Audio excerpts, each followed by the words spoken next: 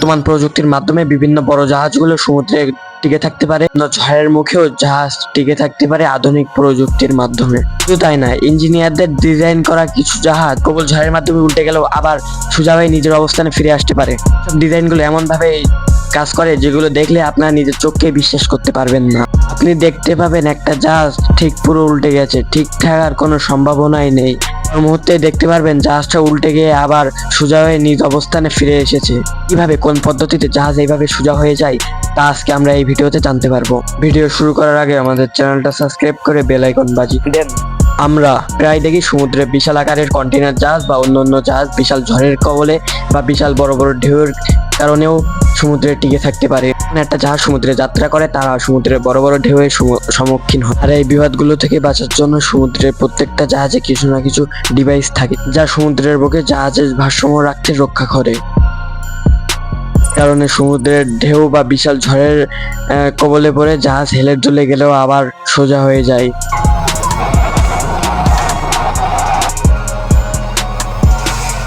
জাহাজের এই ভারসাম্য বজায় রাখার জন্য বিভিন্ন ধরনের ডিভাইস আছে, যার মধ্যে অন্যতম হলো বিল স্কিলস মূলত একটা পাখা বা ডানার মতো এমন একটা ডিভাইস জাহাজের ফাঁকা অংশগুলোতে লাগানো থাকে। থেকে মজার ব্যাপার হলো বিল স্কিল জাহাজে 2 থেকে 3 গুণ পর্যন্ত প্রসারিত হয়ে জাহাজের গতি বাড়িয়ে দেয়, ছাড়া স্থিরভাবে টিকে থাকার ক্ষমতাও বাড়িয়ে দেয়। জাহাজের ভারসাম্য রক্ষা করার জন্য আরেক ধরনের ডিভাইসের নাম হলো ইনফ্রিং ট্যাঙ্ক। এই ট্যাঙ্কের কাজ হলো জাহাজ যখন ডানে বা বামে হেলে যায় তখন সেই জাহাজের ভারসাম্য রক্ষা করার জন্য এটা কাজ করে। এই ট্যাঙ্কটি মূলত 2টা পদ্ধতিতে ব্যবহার করা হয়, সক্রিয় এবং নিষ্ক্রিয় ট্যাঙ্ক হিসাবে। সক্রিয় পদ্ধতিতে একটা পাম্পের ভিতরে পানি প্রবাহিত হয়, এর ফলে জাহাজের ভারসাম্য পানির ওজনের কারণে টিকে থাকে, ফলে আবারও জাহাজ স্থির হয়ে যায়।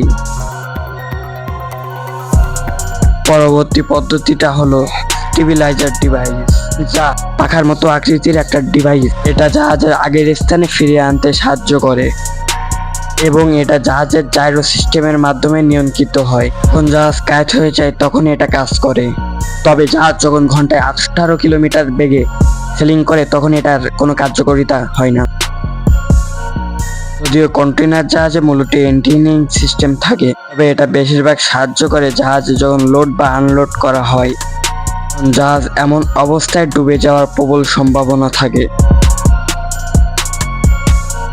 তবে এই সিস্টেমটি যখন সমুদ্রে জাহাজ চলাচল করে তখন এই সিস্টেমটি খুব একটা কার্যকারিতা হয় না।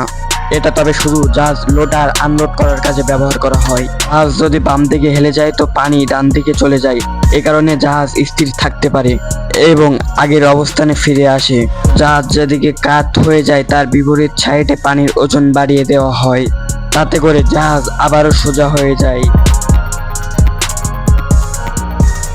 এছাড়াও সমুদ্রের উদ্ধারকারী জাহাজগুলো সামুদ্রিক দুর্ঘটনার শিকার হওয়া জাহাজগুলো উদ্ধার করার পাশাপাশি আরো বিভিন্ন মিশনে তারা কাজ করে। তবে এই উদ্ধার প্রচেষ্টার সময় জাহাজ দুর্ঘটনার কবলেও পড়তে পারে আর তাদের কাজকে বাধা সৃষ্টি করতে পারে।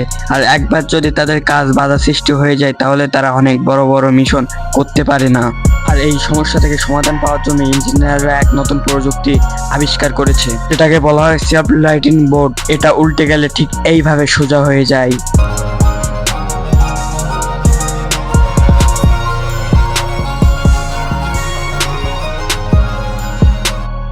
এই বোর্ডটাকে পুরো 180 ডিগ্রি অ্যাঙ্গেলে ঘুরিয়ে দেওয়া হলেও সেটা নিজে আবার সোজা হয়ে যায় আর আগের অবস্থানে ফিরে আসে। বোটটা যেমন প্রচুর জোরে চলতে পারে আবার তেমন প্রচুর বাজে আবহাওয়া হলেও তাদের কোনো মিশনে ক্ষতি হয় না, তারা মিশন কমপ্লিট করতে পারে খুব ভালোভাবে। বেশ কিছু কোম্পানি এই বোটগুলোকে বাজারজাত করে থাকে, এর মধ্যে অন্যতম যুক্তরাষ্ট্রের লাইফ বোট ইনস্টিটিউট। কিছু গুরুত্বপূর্ণ প্রযুক্তির মাধ্যমে এই লাইফ বোটটি তৈরি করা হয়। প্রথমে বোটের যন্ত্রাংশগুলো বোটের নিচে বসানো হয় আর তারপরে নজর দেওয়া হয় বোটের ক্রু, মানে যেখান থেকে বোটটা চালানো হয় সেখানে। আর তারা চেষ্টা করে বোটটা যতটা সম্ভব হালকা হতে হবে, সম্পূর্ণ ওয়াটারপ্রুফ হয়, যাতে সমুদ্রের কোনো প্রকার ঝড়ের কবলে পড়লে বোটটার কোনো ক্ষতি না হয়। এই বোটগুলোতে একটা পেন্ডুলামও থাকে, এই পেন্ডুলাম বোর্ডের ভিতরে পানি ঢোকাকে রক্ষা করে। যদি কোনো ভয়ঙ্কর আবহাওয়ায় উল্টে যায় তখন এই সিস্টেমে বোর্ডের খোলা অংশগুলোকে বন্ধ করে দেওয়া হয়, যার কারণে বোর্ডের ভিতরে কোনো ধরনের পানি ঢুকতে পারে না। আর জানলে অবাক হয়ে যাবেন, এই বোর্ডে আরো একটা প্রযুক্তি রয়েছে। কোনো কারণে বোর্ডটা যদি উল্টে যায়, এই প্রযুক্তি নিজে নিজেই সেটা ডিটেক্ট করতে পারে, আর সেটা ডিটেক্ট করে এই বোর্ডের রাডার আর ইঞ্জিন সিস্টেম পুরোটাই বন্ধ করে দেয় নাবিকদের নিরাপত্তার জন্য। বোর্ডটা আবার আগের পরিস্থিতিতে ফিরে আসে। আর বোর্ডটা যখন আগের অবস্থানে ফিরে আসে, বোর্ডে অটোমেটিক যেসব সফটওয়্যার গুলো বন্ধ হয়ে গিয়েছিল সেসব আবার অন হয়ে যায়।